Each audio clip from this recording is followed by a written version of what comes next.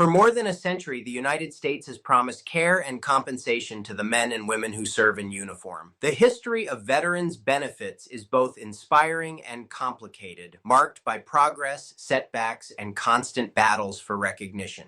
Veterans' benefits in America trace all the way back to the Revolutionary War. In 1776, the Continental Congress promised pensions to soldiers disabled in service. These early pensions were modest, often inconsistent, and depended on Congress's ability to raise money. Many veterans of the Revolution never saw meaningful compensation. By the time of the Civil War, the system began to expand.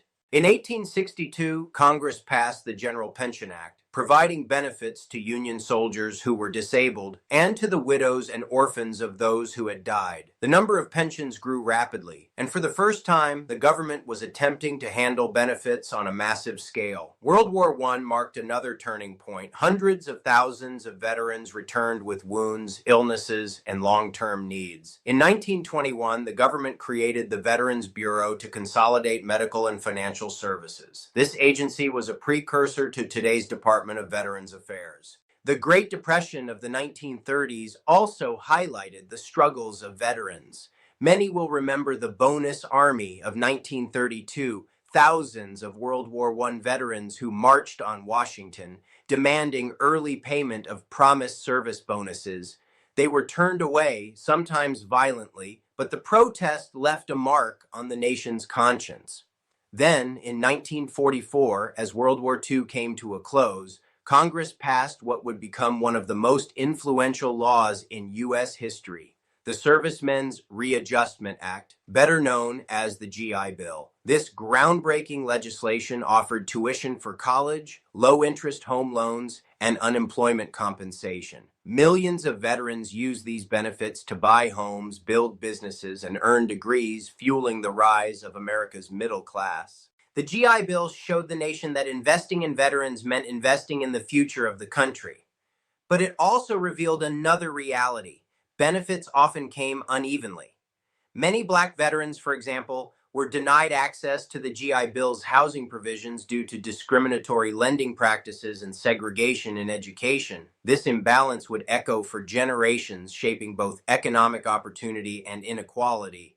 As wars continued through Korea, Vietnam, and the Gulf, the VA system expanded. New hospitals and medical centers were built, and compensation systems grew more complex. But with each conflict came new challenges. Unique health conditions like Agent Orange exposure in Vietnam, Gulf War syndrome in the 1990s, and later PTSD and traumatic brain injuries from Iraq and Afghanistan. These conditions weren't always recognized quickly, leaving veterans in long fights to prove their illnesses were service-connected. Today, the Department of Veterans Affairs is one of the largest federal agencies, responsible for healthcare, disability compensation, pensions, education, housing, and more. Yet despite its size, veterans still face enormous barriers when seeking help. The biggest issue isn't whether benefits exist, it's whether veterans can actually access them. The claims process is notoriously slow and complicated. Veterans are required to prove the nexus between their condition and their service, something that often requires years of medical records, buddy statements, and detailed documentation. Many claims are denied on first submission, forcing veterans into lengthy appeals. Some give up entirely, never receiving the support they earned. Others die while their claims are still pending. Another major issue is awareness. Far too many veterans don't even know what benefits they qualify for. Some think it's too late to file. Others believe their conditions aren't serious enough. And still others avoid the system because of stigma or frustration from past attempts.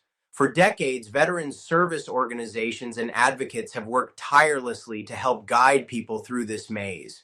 But even with these efforts, the reality is that the system overwhelms many. That's where technology is beginning to make a difference. Veterans Mentor AI is one example of a modern solution designed to bridge this gap.